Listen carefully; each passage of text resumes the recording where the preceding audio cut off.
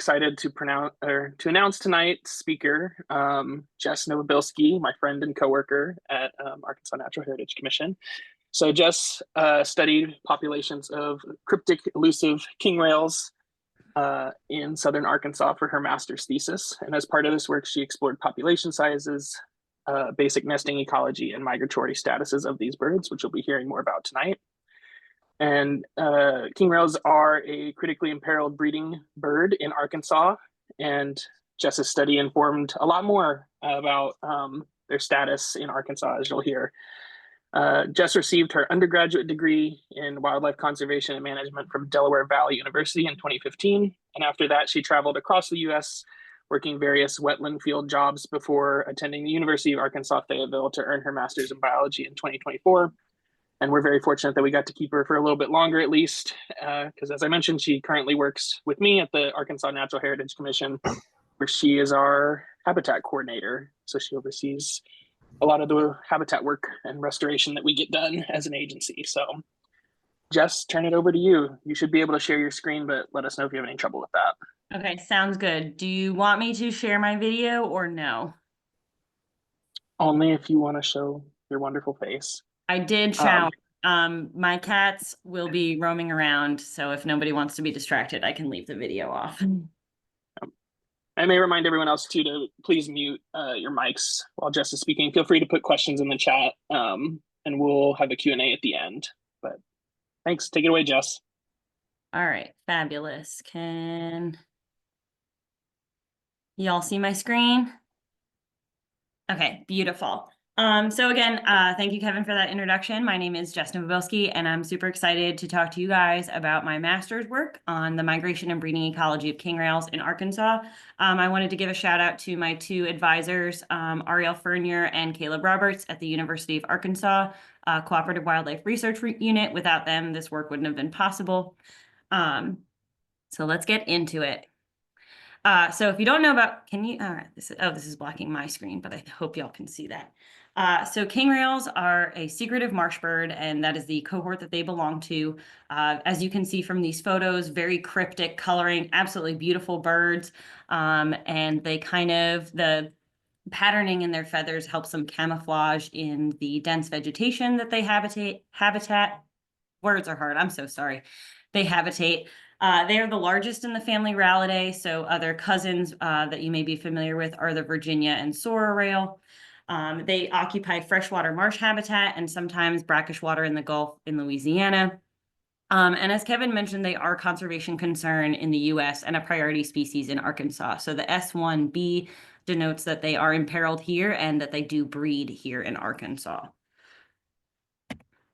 So why study king rails? A lot of formative work on king rails was done in the 1950s. Brooke Meanley studied king rails here in Stuttgart, Arkansas, and their behavior and ecology breeding in rice fields.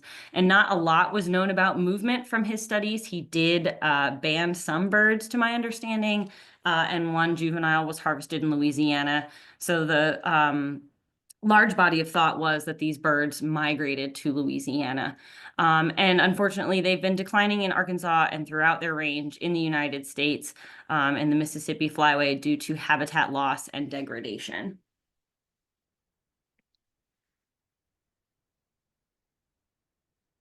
Thankfully, the Arkansas Game and Fish Commission and their Arkansas Wildlife Action Plan realized how important this species was and that a lot of work needed to be done. So I was fortunate to have my research funded by a state wildlife grant that highlighted some of their research needs that, there's a lot that we don't know about these species. They're very cryptic in their behavior and their coloring. They're more often heard than seen. I always mix that up. And so a lot of the current literature identified habitat use by adults during the breeding season, but a lot of that work was done in the rice fields in Louisiana and emergent wetlands in other regions and not in Arkansas. And there were very few projects on migration.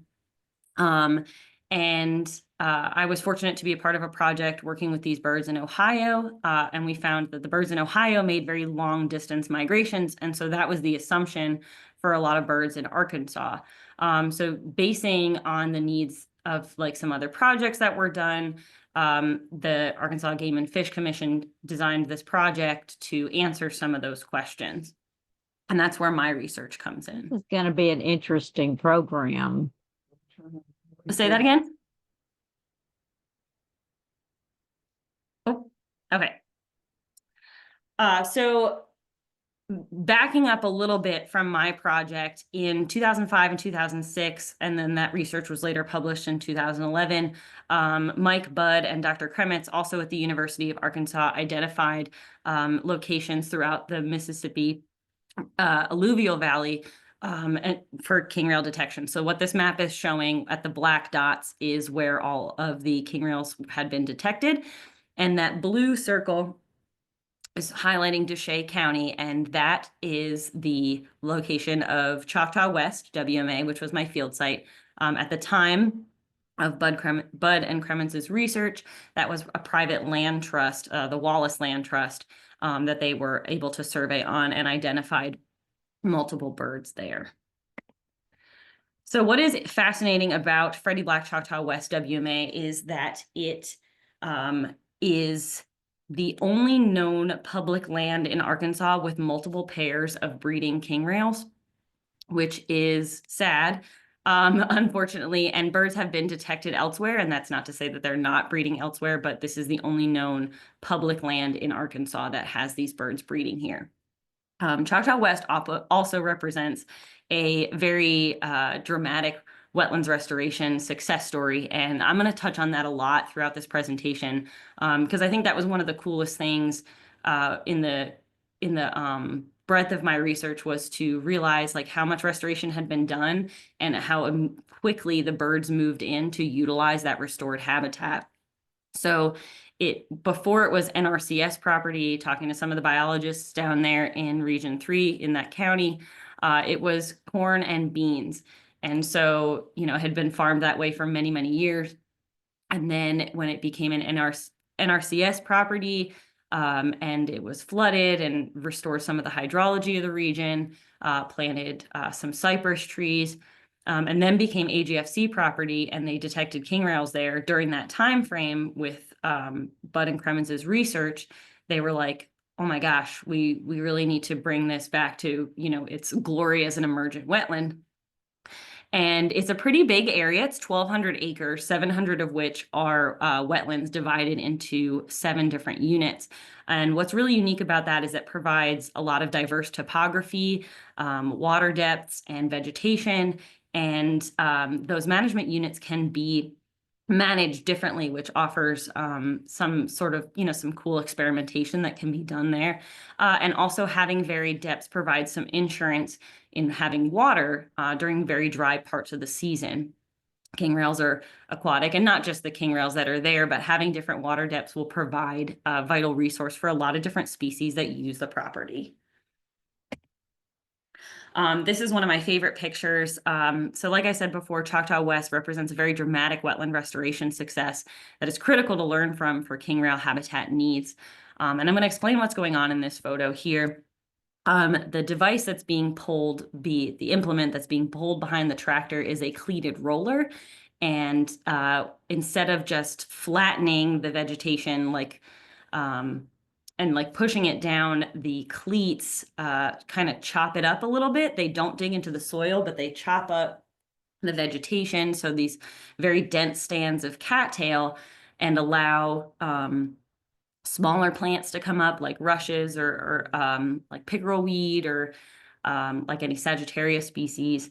And then it also causes the cattail to break down, which can help promote some invertebrate communities in the breakdown of that organic material. And so that is a management technique that they employ at Choctaw West. So I was, as I mentioned, trying to answer some of those research questions set forth in the state wildlife grant. So I'm going to talk about those, and I'm going to organize it by my two chapters, my 2 objectives. The first one being to evaluate the nest site selection of king rails within the emergent wetlands available at Choctaw West WMA in southeastern Arkansas, and then to also examine their seasonal movement of these birds at Choctaw West and within the Mississippi alluvial valley of the Arkansas Delta. I was not able to publish under this title, but my focus on prime real estate was evaluating the nest site selection of these birds. And that is a nest in the photo there. So in order to compare nesting habitat, we of course had to find some nests. And so from these photos, you can see, again, very cryptic, very well hidden nests. And we found them using a variety of methods. So in the most mathematical way possible, we walked some transects. So my field partner and I would start at a random point and make 5-meter circles around that point. Also, we captured birds and tagged them with GPSs, and I was able to use the GPS location data to find some nests. And also any areas that we saw or heard the birds, we would investigate and try and find them there. So throughout both field seasons, we found 26 nests total, 18 in 2022 and only 8 in my 2023 field season. And in addition to walking those transects, we would conduct vegetation surveys at each nest site, and then 5 associated points within a 100-meter radius. And that 100 meters, some previous studies have found king rails having a 200-meter radius nest habitat in very similar kinds of habitat structure. And because Choctaw is so varied, we decided to condense it a bit more and go based on a 100-meter radius. And of course, sometimes we got very lucky in our monitoring, and we were able to be present for the hatching of these adorable king rail chicks. They look pretty much exactly like a chicken chick, but their feet are enormous. So this one was likely only a few hours old at the time that we got to the nest and did the survey. From the photo, you can see it's kind of dandruffy. So upon hatching, they're wet, but as they dry off, they get like this very fine dandruff. And on the tip of its beak, you could see a little bit of an egg tooth that it used to break out of the egg. And I can talk more about their ecology as far as like asynchronous hatching and stuff if folks have questions, but I do want to make through the rest of my research. So we will continue, but they are, I forgot how cute they were. So in order to assess the habitat, we did a used versus available framework. And so we looked at different characteristics that have been considered important for king rails. So looking at vegetation height, vegetation density, so the nest structure and how, as I mentioned before, king rails are very cryptic and utilize cattails and other plant species that are very dense. And so they kind of wedge their body through it. And so that, could be a potential consideration for their nest site selection. We wanted to see if certain species of plants were more likely to be selected by king rails than others. And again, because they're aquatic, mostly aquatic, we looked at water depths as well to find if there was a sweet spot in a certain water depth that would influence their nest site selection. So from the point, we took different metrics at the 4 cardinal directions and in the center, so water depth, and then looking out into the survey at some of our random points, and also wherever we found a king rail nest.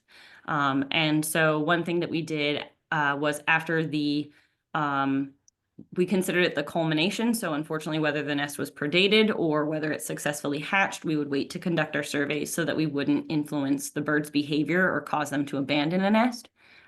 So we would wait until they had, fledged or left before we conducted those surveys. Another component of my research that I'm excited to talk about that I will focus on a little bit later as well is the use of dynamic world imagery. And it is an incredible satellite imagery data set from using Sentinel-2 satellite imagery, and it can get habitat coverage up to 10 meters. So a lot of land satellites data is up to like 30. So this is very fine scale assessing habitat cover types. And so I wanted to look at periods of water cover and periods of flooded vegetation to see if that timing was an influence and if we could get a sense of when those habitat types might be available for king rails and if that would influence their nest site selection as well. So now I'm going to get into some boring math stuff, but I think it paints a really cool picture. So based on things that we know are important to king rails at large, we built our models using factors such as vegetation community, plant density and height, and water depths. And from those models, we found our two top models using AIC. I'm blanking on what AIC is. Kevin, don't shoot me. So our two models that were best predictors of nest site selection were average vegetation density and the percentage of rush species, and then that same model, but also including the mean water depth. So to kind of explore and tease out which of these variables was the most significant, we did model average coefficients. And looking at so I'm going to break it down first. This is an intentional blank screen. The model average coefficients show the relationship of a variable and its effect on an outcome. And in this case, that would be the probability of nest site selection. So if at the bottom of the screen, you can see the 0 with the red dash, and then a -1 to the left and a +1 to the right.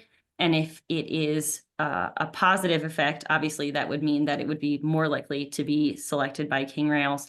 And if it's negative, then it would be less likely to be selected by king rails. And the red line, if it crosses the red line, that negates it. So that means that it has no discernible effect on the probability of nest site selection. So some of those variables on the left that we ran with these models were looking at periods of water cover and periods of flooded veg cover, which were not in my top models. But again, I was trying to evaluate if dynamic world was going to be a useful tool in assessing nest site selection, looking at the percentage of rush. So in that 5-meter square, or 5-meter circle rather, how much of that was a species of rush. The amount of emergent vegetation that was less than 1 meter. So that was focusing on the vegetation height. And then also looking at the average water depth for those areas and the average vegetation density measured using a roll bell pole. So as you can see, periods of water cover would be periods of water cover, flooded veg cover, vegetation, and the mean water depth all cross that center line. So that means that they have no discernible effect on the probability of nest site selection. But as you can see, the percentage of rush and the average vegetation density both have positive effects on the probability of nest site selection. So this is all well and good. I have this graph and you're like, Jess, what does it mean ecologically? Like, make this make sense in a visual. So I will do that for you. So within the percentage of rush cover, we found that king rails selected for areas with 11.5% more rush cover. And some of those species that king rails mostly selected for were Elaeocoris quadriangulata, that is square stem spike rush, and that's in the top photo. It's a really unique looking plant. I've never seen a plant that had like a little square stem. And Juncus effusus, so that soft rush, were most selected. And our average vegetation density was 11 centimeters higher at nest site. So that looking at how dense it is, you can see through the vegetation was 11 centimeters higher.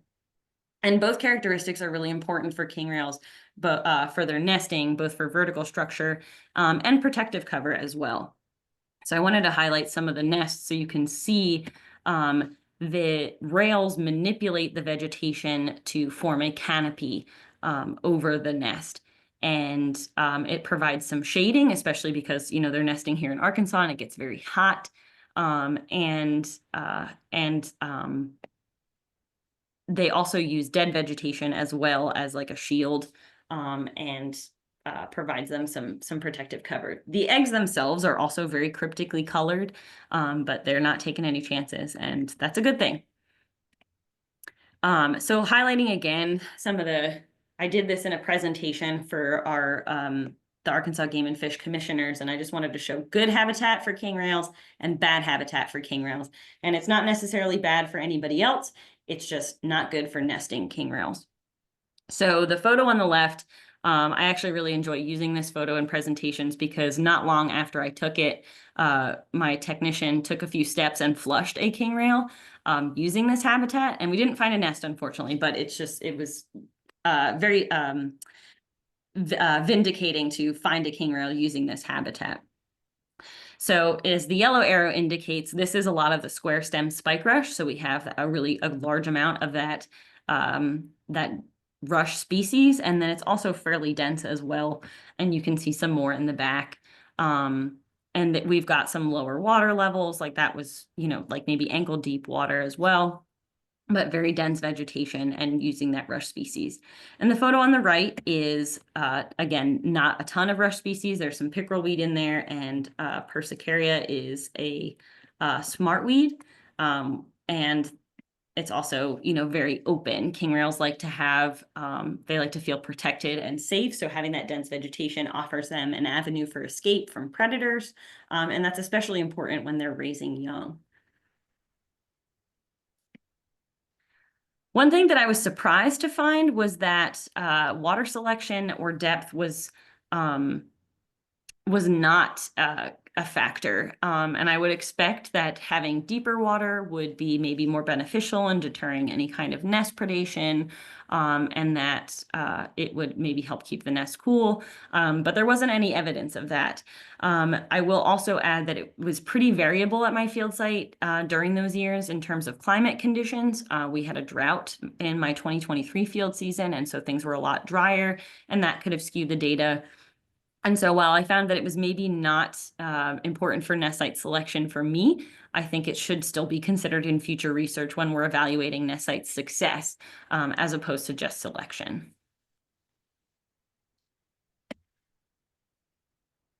The focus of my second chapter was looking at the migratory behavior and understanding the seasonal movements of king rails at Choctaw West WMA. This was a pair of birds that we caught my first year. And I just love this photo. So one thing that we wanted to find out was, were there two populations of birds at Choctaw West? And what I mean by that is, did we have birds that were moving through as a migratory population and Choctaw West was just a stopover, and then they were continuing on either further north into the Great Lakes or further up in the Mississippi Flyway? And were there birds that were simply breeding at Choctaw West and staying there all year round? So some previous work on king rails in the Gulf considered king rails residents, and they were there during the winter. So looking at different movement studies and a stable isotope analysis, so looking at blood work and seeing the carbon breakdown of their blood, you can determine like where a bird is from. I say blood, it can also be used in feathers, and it's a really interesting and very helpful way to identify like where populations of birds are. So from that research, we assumed that king rails in the Gulf were largely residents, but king rails in the Great Lakes were part of a more migrant population. So some of those birds in Ohio that I was working with would migrate down to Louisiana or Mississippi. One bird went to Pennsylvania. So they were considered part of a more migrant population. And the importance of knowing the migratory status can help inform management and your like understanding how a bird is using an area. So if they were residents, then we know that the management that we do at a site is going to impact them all year. And if they're just moving there and it's just a stopover site, management is still important, but we know that the birds are moving on to other areas. And Arkansas, and especially this very specific site in in Deshay County, down in the southeast corner of the state, seems very focalized, but it does allow us to understand the population as a whole and kind of extrapolate, like, what are these birds doing? And how does that fit in with the population of king rails in the Mississippi Flyway? Are a lot of our birds migrants? Are a lot of our birds residents and just, trying to move around and find good habitat? And so that was some of the questions that we were seeking to answer. So in order to do that, I had to first catch them. And I used a variety of methods to do that. So we used walk-in traps and mist nets. And in the bottom left-hand corner, you can see kind of it's a galvanized steel, but it's coated in plastic. So it's like doesn't cut you as much. And both of these, and the mist nets are in the top right corner, the way that you would catch songbirds. Use a different size net. And I will say it is very interesting to be setting up a mist net in the middle of a marsh. And it's very wet. We did accidentally catch a non-venomous, thankfully, some, non-venomous snakes and a couple marsh wrens that seemed very confused. But in order to lure king rails in, we use audio lures. So as I mentioned, they're mostly heard and not seen. And so when researchers survey for secretive marsh birds, they often use audio calls to detect them. And so we use those to lure them into the traps. And we played a variety of different calls. And throughout the season, I was trying to catch these birds in the early part of the season. So like February, March, when we expected that they would be migrating, the end of March and April when they were breeding and nesting. And then in the summer, we were trying to catch juveniles. So we used a variety of different calls based on their, perceived behavior at those times. So we may play more aggressive territorial calls when we believe that they were breeding and nesting. We used softer calls that rails will often use to communicate with their mates. And then in the summer, when we were trying to catch juveniles, we used, again, very soft calls, but sometimes more aggressive calls, as the parents would be a bit more curious, and then we might catch juveniles if they were following a parent into the trap. So once we caught them, we took all these morphometric measurements, looking at wing chord, mass, bill length, and tarsus especially. We had to make sure that the birds were at least 300 grams to be able to hold the tag. And safely. And so we captured 55 birds throughout both seasons, and we were able to fit 23 of them with the Argos GPS tags. And you can see that on the bird in the right-hand corner. And so by using different calls we tried to eliminate any bias of focusing on catching just males or just females. We did try and catch both. We did end up catching mostly males based on DNA that I was able to extract from them, and that was analyzed by some partners at East Carolina University. Dr. Sue McRae was analyzing that data for us, and graciously, as part of a migration study for some of her students, and was able to report that back to me. So we did end up catching more males than females, but we did also catch a fair amount of females. The tag placement is really important for king rails because of the way that they move through the vegetation. They kind of have like a slight tilt forward. I call it, and I describe it like a wedge shape, to be able to fit through some of that dense vegetation. So it kind of fits around their pelvis like a rock climbing harness and sits just above their tail. And so it doesn't prevent them from flying. It does not prevent them from mating successfully, as some of our tagged birds have proven. But that tag placement is very important because in some species of birds, you tend to fit the tag a little bit higher up around the wings, like for waterfowl or for some songbirds. But the tag placement is very important for king rails, and so that's why we put that there. So once I put the GPS tags out on these birds, I got to sit in my pajamas and just let the data roll in.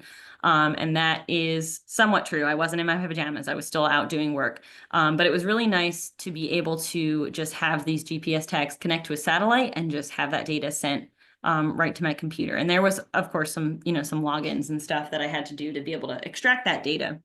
But once I got it, this is what it looked like to me. And so we were able to use these satellite data over the course and track their movements over the course of the spring, summer, and into fall and winter, depending on the life of the tag. And because we were mostly focused on a year-long schedule, we weren't as interested in the day-to-day movements. It was more looking at patterns and hoping to extend the life of that tag.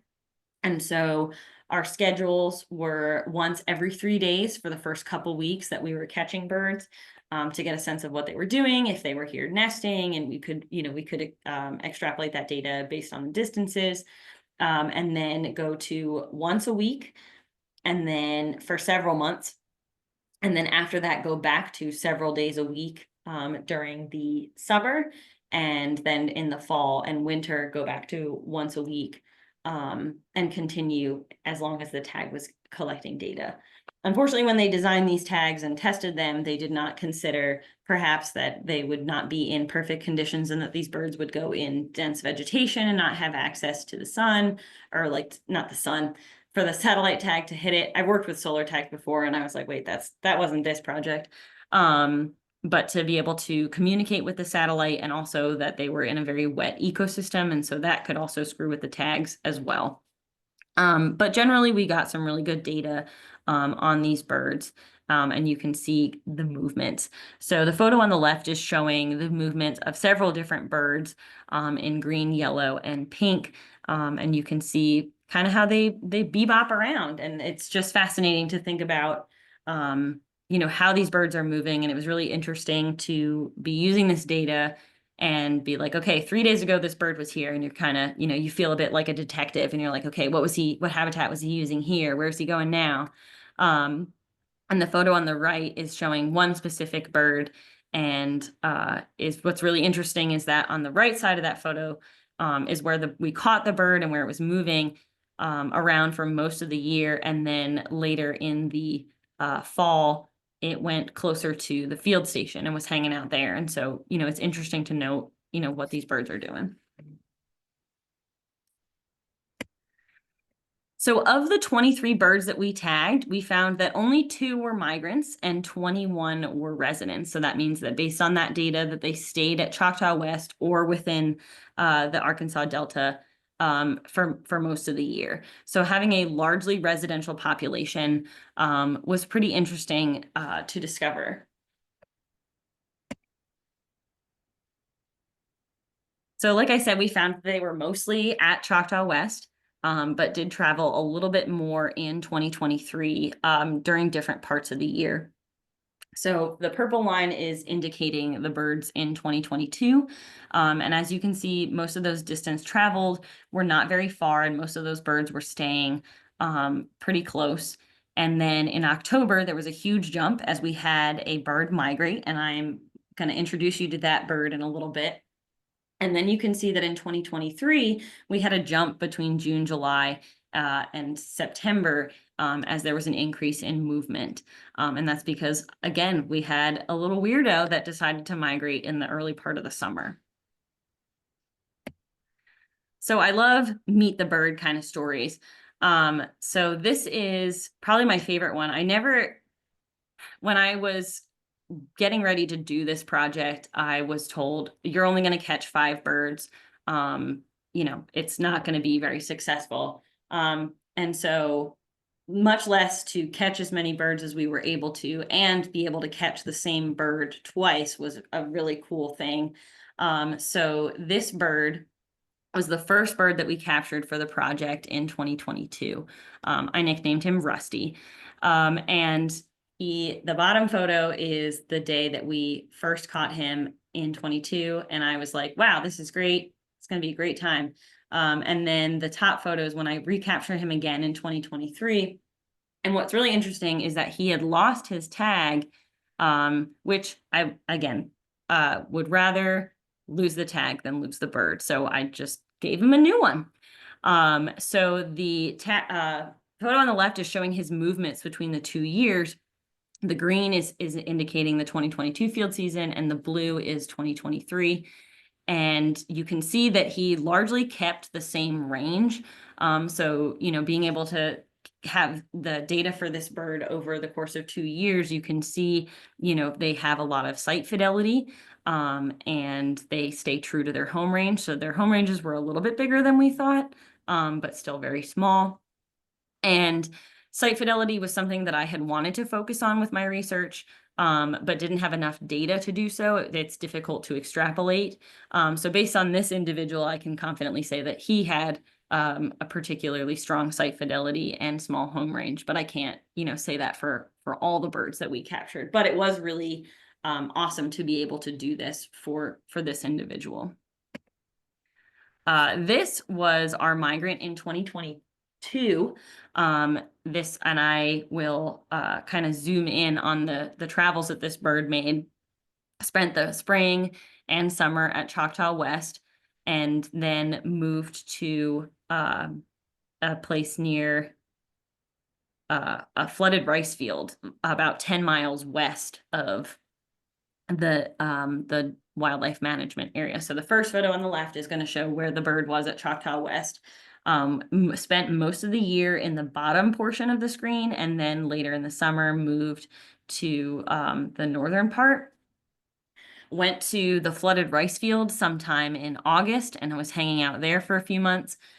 It was very odd that this bird was there, and I had already returned to Fayetteville, and so I asked the biologist to go and check it out, and sure enough, he said, yep, it's a flooded rice field. It looks like decent habitat. It was just this farmer hadn't harvested it yet. And then this bird went back to Choctaw West on October 31st, obviously to attend a Halloween party, and then shot down to a wetland in Delhi, Louisiana, where he spent the winter. And that is on the rightmost photo. It looks like a small flooded area. It's pretty close to a Days Inn, so we don't know if the rail was camping out there, and just wanted to check out the amenities at that hotel. But I thought that was fascinating that this bird went back and forth from the WMA to a rice field, and then went down to Louisiana in the fall. This bird was one of my favorites. He was absolutely the most pugnacious creature I've ever met, and the largest rail I've ever caught at 490 grams. But he had some really fascinating movement patterns as well. So this bird, again, captured at Choctaw West, in the dots, indicated in the southwest corner on that leftmost photo. Spent a night in a field near Macon Lake in Arkansas, and then went back to Choctaw, but didn't return to the spot that we had originally captured him at. He kind of bebopped around, moving across several different wetland units. I think in total he was at 4 different wetland units at Choctaw West. And then spent the summer in a rice field near Cutoff Creek, WMA, further west. Pardon me. And unfortunately, we lost contact with his tag in the summer. But it was really interesting that he left and then came back and had evidently been dethroned and couldn't return to his same spot, so had to leave. This is another very pugnacious creature. I was trying to get some photos of his coloring, and he decided to attack my phone. But this bird we captured in a unit that I hadn't caught birds in my first field season. So that was, first off, very exciting to have been able to catch birds there. Spent the spring and early part of the summer traveling around a lot. On a zoomed in photo, you would see a little bit more how much he moved from his different points. And then in the early summer, left to go to the Atchafalaya National Wildlife Refuge in Louisiana. And I reached out to some biologists down there, and I was like, is it drier down there? Is it wet? And they were like, yeah, it's super dry.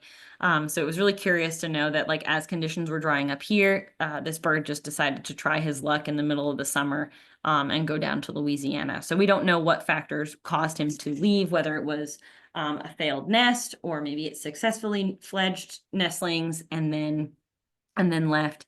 But the timing was really odd compared from this migrant leaving in July and the migrant from the year prior leaving in October.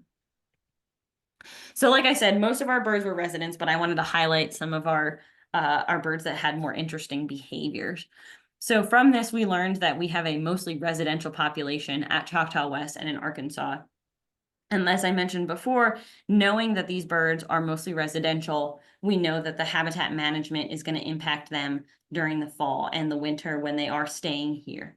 And so knowing that they're residents, we definitely need more areas like Choctaw West WMA that are going to provide ample habitat that can support them through the winter months and not just during the breeding season. So one major component of both of my chapters was that high quality breeding habitat. High quality habitat is going to impact their breeding ecology and movement patterns. And so their nest sites need a lot of specific structure, and that's going to provide, and that habitat is going to provide that for them. And knowing that they are residents is going to help inform those management decisions to continue to provide that appropriate habitat. So utilizing tools such as the cleated roller that can allow those rushes and other dense vegetation to grow. Water level manipulation that's going to allow those plants to grow, as certain plants can only thrive in shallower depths, is a really important thing that we were able to glean from this study as well. Focusing on the migration component is we learned that these birds in Southeast Arkansas are residential, and that corroborates with similar findings in Louisiana, and how that differs from Ohio with long distance migrants. And what's interesting, and I like to think of it as a gradient moving from Louisiana up to the Great Lakes, is as we're trying to find more information about this species, at what point, or is there a point, where in the flyway do these birds become migrants, and where do they become, where are they, starting to go to be residents? So is it northeast Arkansas along the Mississippi flyway that they turn into migrants? Is it further up in Missouri or Indiana or Illinois? We don't know. And so we will hopefully continue with further research to advance that understanding of where in that flyway the birds are residents versus migrants. And as I mentioned before, understanding what this population is doing is allowing us to understand the population as a whole. And each population may function differently. Like those birds in Ohio are mostly residents and use those habitats during the breeding season only and then leave. Birds in Louisiana are mostly residents, but the migrants have to come from somewhere. So trying to figure out what each population of birds is doing is going to allow us to understand the population dynamics throughout the flyway, and could give us a better sense for occupancy and population. So knowing how many birds are out there by knowing what they're doing. I did want to touch on dynamic world a little bit. I think I got so hyped about it and then, didn't touch on it. So I didn't find anything significant with my research, unfortunately, in looking at the periods of water cover and periods of flooded vegetation. But I do believe it is a tool that could be very useful in future wetlands research to map changes. And having that information at such a small scale of 10 meters can allow you to really focus on what is available to these birds through different times of the year. So as you can see, the photo on the left is showing my field site during the months of March, and the purple and blue are indicating more open water, and the dark green patches are vegetation, and grasses. The lighter colors are grasses. And then moving into July, you see that there's less available open water as it fills in with vegetation. The red spots indicate some existing structures, so the field station and a water pump, which I thought was interesting because it's big enough to show up. But as you can see, it's really cool, and my advisor was super excited about it, and so we wanted to try and use it.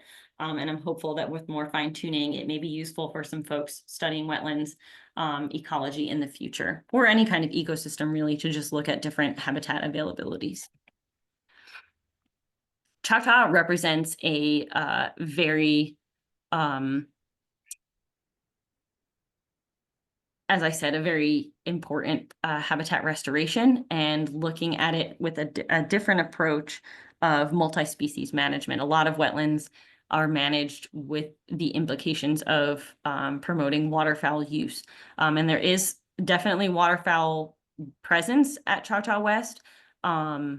but they're not the main focus. So looking at how other species utilize the habitat also shows how important it is to manage and include other species in that, and that species aren't included or aren't excluded rather when you manage for certain ones. And so having these kinds of habitat, this heterogeneous habitat, will support a wide variety of species year round. And looking at some of the species like American bittern or least bittern that use the American bitterns will use the site during migration, but least bitterns will breed there. Purple gallinules have showed up at the end of the breeding season. And there's also some non-bird species that are plentiful at the wetlands, including some turtles and aquatic insects, many a cottonmouth and green tree frog. And the fact that all of these species could thrive there is a testament to the success that comes with managing for king rails. So when you focus on, this kind of species that uses a lot of different components in a habitat, a lot of other species can flourish as well. So where do we go from here? We answered some very important questions for king rails, but we certainly don't know everything. And continued research will help verify and explain the relationship between habitat management and the success of breeding king rails. And at the time that I had delivered my thesis, that was something that I impressed upon, like the next step, working with my advisors on, getting another grad student. And I'm very excited for what she's going to find out by continuing to study how management impacts the success of breeding king rails. And then we can use that management as a guide for wetlands biologists around the state and throughout the region to be able to promote successful breeding for king rails using different management techniques.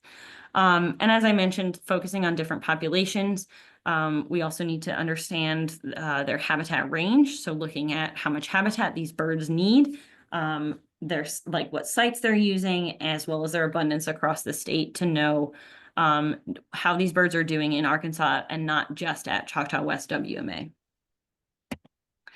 I'd like to thank all my research partners with this project. My project was funded largely through a SWIG grant with the Arkansas Game and Fish Commission.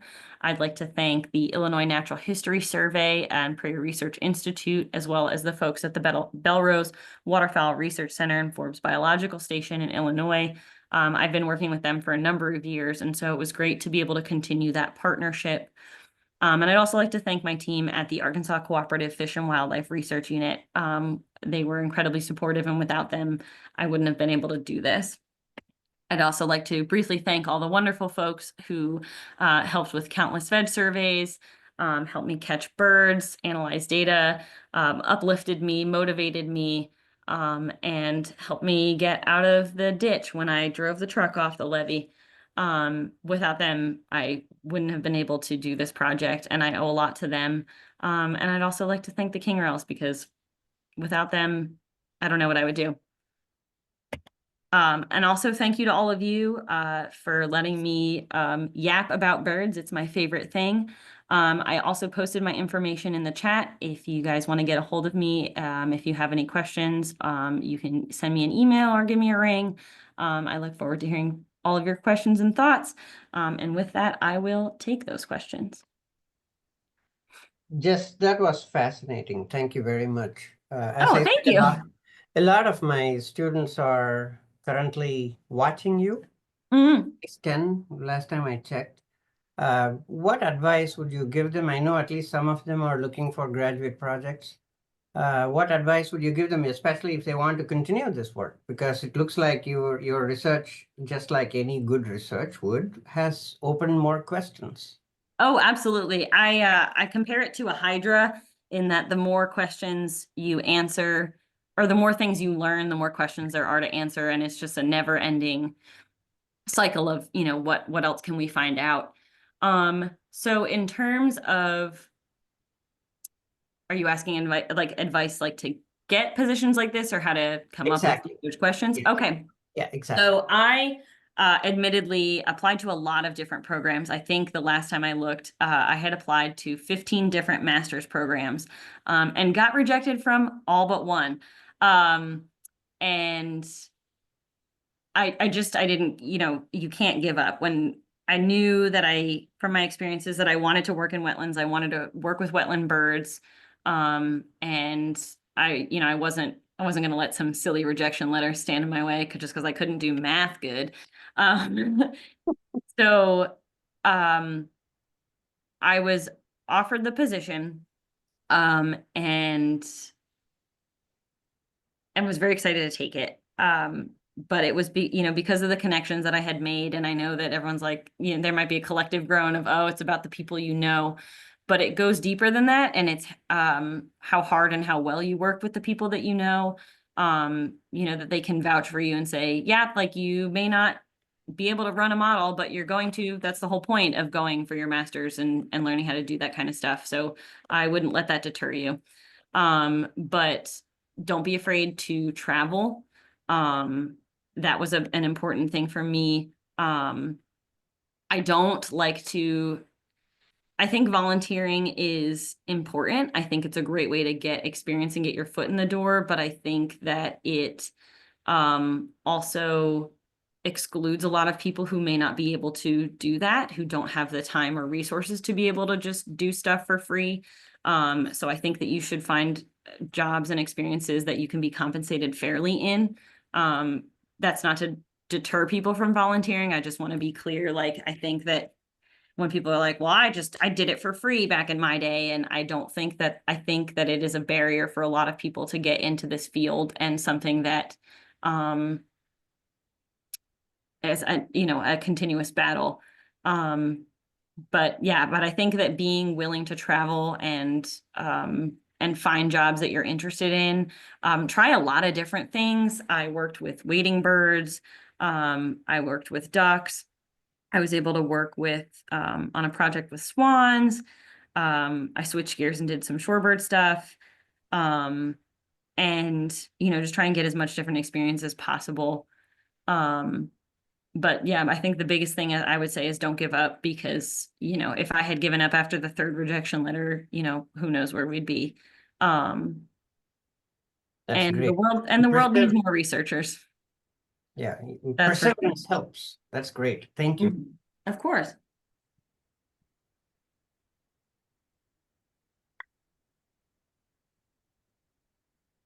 Oh, Karen, I think you're muted. Yeah.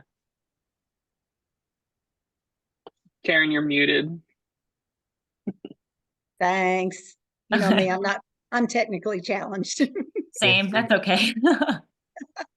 I noticed in the photos that your birds that you'd captured were pretty chill, other than the one that didn't like your phone. Yes. And I was wondering, did they calm down pretty quickly?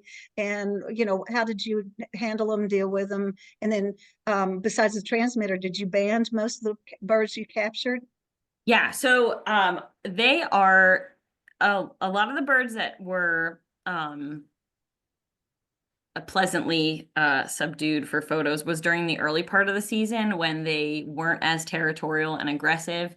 And so they were very, very demure, very polite.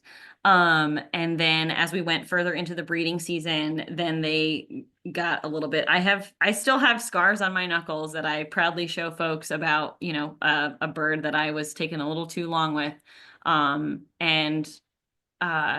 But most of the time they were fairly chill. And I think part of that was because once we captured them, I put them in a dark cloth bag, and that kind of helped them settle. We would band inside or under an umbrella to kind of shade them, so we kept everything cool, no noise. And so having them in the bag definitely settled them down, and especially during that time. And then, just trying to move through as quickly as possible. And the first couple birds, admittedly for me, was a learning experience, being like, okay, how do I, best handle them? How do I hold them? Because I hadn't caught this many birds in Ohio. So like once I hit 5, I was like, well, this is the end of what I know. As we learned more, we got a little bit more efficient. But the bags was definitely helpful. Also, when it got a little bit too hot and birds were like overheating, you can put some like alcohol on it, and that kind of causes some heat to dissipate. And then the second part of the question was, did we ban them? Yes. So all the birds that we were able to got a USGS band. We did catch 2 juveniles that were big enough to band, but too small to tag, which was unfortunate because I was hoping to catch some juveniles and be able to track their movements. But they were too small and I couldn't risk doing that. I feel like I got on the birds being okay in hand. But most of them were fairly cooperative. I think it was especially interesting with birds that we had caught previously. So I had 3 recaptures from the first year. And I swear the one female was just like, here's my wing, here's my foot, you can measure my beak, was just like absolutely chill. Like she was just like, I've done this before. So that was, oops, sorry, my pipes are making a weird noise. But they got the hang of it. So I think they knew they had the routine down. That's great. Thank you. Yeah, they're great. We also, if needed, I was remembering this, the one bird, we had a baby sock that had like a hole in it, and we would use it kind of like a falconry hood and put that over their head if they were like extra fresh, and that also helped calm them down a lot. I know Karen Rowe and I would talk periodically about the king rails down there at Choctaw, and she was so excited and so supportive and would tell me about what they were doing to help maintain the habitat. Mm-hmm. So was that you? It seemed like they were very welcoming to your research and made it easier for you to do what you needed to. So I didn't name names, but Karen Rao was absolutely instrumental in this project getting funded and is now one of my dear friends. And yeah, she's one of the ones, like, you know, Choctaw wouldn't have happened without her. But so she was, you know, a huge supporter of my research and made sure that anything we needed, we had, which was great. Like we were able to get field housing at the field site. She was also one who we would learn something and she'd be like, oh yeah, you've got tons of free time. Why don't you also do this, this, this, and this? And I was like, yeah, sure. I don't need to sleep while I'm doing this. But yeah, Karen Rao and Jason McCauley both love those birds so much. And that is, you know, one of the reasons that I wanted to stay in Arkansas and continue to work with the community of conservationists down here is because they are so passionate about, I mean, everyone's passionate about conservation here in Arkansas, but that community specifically was so passionate about king rails and wetland birds, and that's, you know, one of my passions as well. But they, yeah, I couldn't have done it without them. They're absolutely wonderful people, and they love those birds. Great presentation, really, really interesting and informative.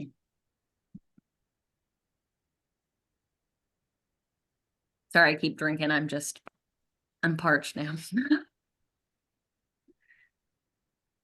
Any other questions for Jess? Feel free to put them in the chat or unmute. Oh yeah, that's a good idea. If folks aren't comfortable just shouting out, you can just put them in the chat and we can read them. Were you surprised by the number of birds that you caught the first year? Oh, absolutely. So I wasn't sure what to expect, given that the previous project I worked on, we caught 5. But I had also worked with clapper rails on the East Coast, and we caught a lot of those. I don't know, probably about 30-ish adults and then like 175 chicks, which really isn't a testament to any kind of skill. We just walked up to the nest and there's like 11 babies in there and you're like, cool, there's 11 birds. But yeah, I wasn't really sure what to expect, but I knew that folks in Louisiana had a fairly decent time catching them. But I just went in with the techniques that I was familiar with using. And that first day we set traps, we caught 2 birds. And I was like, wow, the last time I did this, I had to wait all season for, 2 birds. So after that first week, we caught 9. I was like, maybe there's a lot of birds here. Maybe this isn't going to be as bad as I thought. And the juveniles definitely proved very tricky for me. And with a lot of species of birds, you can use, I say a lot of, mostly like waterfowl, you can use bait to like lure them in. You can passively use mist nets and they kind of fly in. King rails in general require a little bit more strategy. And so it's kind of, figuring out, I called it the perfect playlist of figuring out what songs we could use to draw the birds in, depending on the time of year. So we had to modify that. And that worked pretty well. So I was definitely surprised, but definitely a little gloaty because someone told me that I would only catch a few, and then I was like, well, I showed you. But I think that that's more a testament to the fact that there are just so many birds there and how great the management is. I just put traps in the right place at the right time. But very pleasantly surprised. Okay. How'd you get out of the ditch? So after everyone took photos of me, we a bigger truck drove behind me and then pulled me out with the winch. But there was photographic evidence. I had a call. Tried calling Jason first and I couldn't get a hold of him, so I called his technician and I was like, "Hey, I'm stuck in the ditch," and he was like, "I'll be right there." And then everyone was there, and Clayton, I guess Karen had come to do something, and she was like, "Oh, I can't miss this." And so there's a whole bunch of other photos that were pretty funny, but we were able to get out successfully. But man, was that embarrassing. I didn't live that down for a while. They were like, "Oh, you got to take the truck out, but don't go in any ditches." And I was like, I'm just gonna walk everywhere. Thank you. It was a good presentation. Thank you. I have a question. I noticed that that they lay a lot of eggs. Mhm. So what's the survival rate? So some research that has been done in Oklahoma, the hatching rate is pretty high. And it tends to be that way earlier in the season. And as it gets hotter, you might find more dud eggs and like rails do some really cool behavior to help regulate egg temperature. So they will shade them with their wings. Some rails have been documented dropping water on them to cool them off. But sometimes it just gets so hot and they won't like incubate the eggs to try and prevent them from overheating, but some of them are duds and don't hatch. But once they do, a successful like reaching of like a brood size, sorry, not brood size. Once they fledge and go from, chicks to juveniles, the success rate is like maybe 50%. Which is why they have so many, because they're like, half of you are gonna make it. Sometimes rails will double brood or renest if their first nest fails, but they'll have anywhere from 10 to 14 eggs the first batch. And if they're renesting or trying again, it might be around 6. It is energetically costly to have that many eggs. And both parents will help raise the young. So that helps offset a little bit of that cost, and then it's not just one parent. But yeah, I mean, by the end of the summer, you might see an adult running around with like 2 or 3 chicks that are a little bit bigger, so that are almost the adult size. So like, yeah, probably less than, maybe closer to 20 or 30% successfully reach fledging age. Up on that question, Jess, I was just telling my class this morning that the DNA evidence has uncovered a lot of dirty laundry about bird sex. I wonder how many of these 10 eggs really belong to those parents. I don't know how well it's been studied in king rails. I know that they've done some research in that with clapper rails and looking at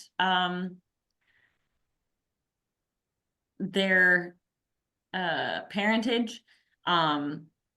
And so it seems especially that like in clapper rails, they have like we always called it a harem. There'd be like one male and like having multiple females like nesting near him with like other males mixed in. So it was a very interesting Game of Thrones type dynamic. But how about Pooling eggs, multiple females pooling eggs in one nest. That is also possible. I believe there has been some documentation that rails will lay their eggs in other rails' nests. Oh. In addition to that, there's also some evidence that they will go to other nests and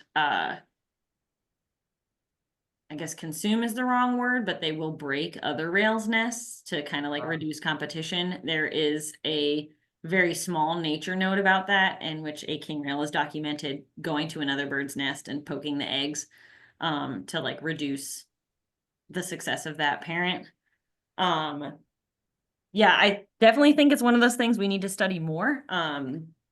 But yeah, that wouldn't surprise me that those would not all be from the same parents.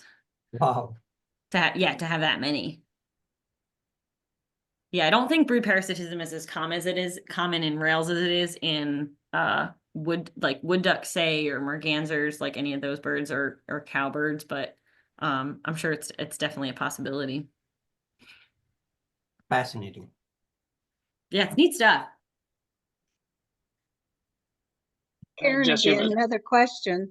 It's such a fragile population. Is there any grants from Game and Fish again on the horizon to, follow up on your work? So there is a grad student currently who's looking at nest site success and how that is tied into management. I don't know if that was funded through a SWIG or not, but there was other funding sources. So out of the last 4 AWAP meetings, so over the last 8 years, king rails have been considered a priority species at all of them. And like any biologists with their beloved study species, I want that to continue. But one thing that I think that is really important that my project shows was that when you have well-funded research, you can answer a lot of these questions really well. And other species should also get that opportunity. When there's a limited pool of money, we have to also think about, some grassland birds that need research and, birds in urban areas that need research. And that's not to say that there are other avenues for folks who are interested in king rails to get that kind of funding. As far as I know, there's no funding in the grant beyond in the pipeline beyond this next project coming up. Hopefully it will continue. And I think in addition to, that research focus, I also think that what we learn from this and appropriately managing more habitat that we'll have king rails at other sites beyond just Choctaw West, and kind of shift our focus a little bit more on the habitat side and bolstering healthy populations elsewhere, because if, we're one hurricane or one tornado event away, going through Choctaw West that like obliterates that population and then we don't have anything. So trying to encourage birds to breed elsewhere throughout the state, I think is a vital next step. So I think the research will continue in other capacities as well. But as far as like a specific grant, I don't think that's, going to be in the next 2 to 3 years beyond what this current grad student is going to be doing. Okay. Kevin, Hayden has posted a question in the chat. Oh, hey, were you surprised about how many stayed instead of migrating? I was. And it was this weird thing throughout my research that I'm like, I want to be finding groundbreaking stuff. I want to learn things that nobody's learned before. Like, this is going to be so cool and pivotal. And it wasn't. It was very cool. It just wasn't groundbreaking stuff. So I had to like check my ego a bit. But I still think that the fact that a lot of birds stayed was really cool. And I think that it was really important because now we know, the things that the way that we're managing the wetlands now is going to have farther reaching effects than beyond just this breeding season. Like, it's going to go into, are there going to be enough resources for these birds that stay through the winter?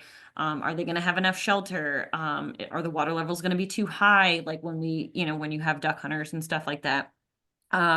So I was really surprised, and I think it's my my bias based on where I had started working with king rails in Ohio, and that all those birds migrated and left to like Louisiana, Virginia, Mississippi, Pennsylvania. And so that was my expectation. And I should have figured that being closer to Louisiana, you know, maybe we would have more migrants, or maybe we would have more residents, since that was what that Gulf population seemed to do. But I was hopeful that, you know, I would have more birds do weird stuff. But it makes sense. Choctaw West is a really great habitat, and you know, if they're staying there all year, like, you know, why go anywhere else? It's fantastic. And their options outside of that are, you know, some flooded rice fields and some other ag fields that would have those resources maybe. Okay, I think we have time for one more question, and then we're gonna have to wrap it up.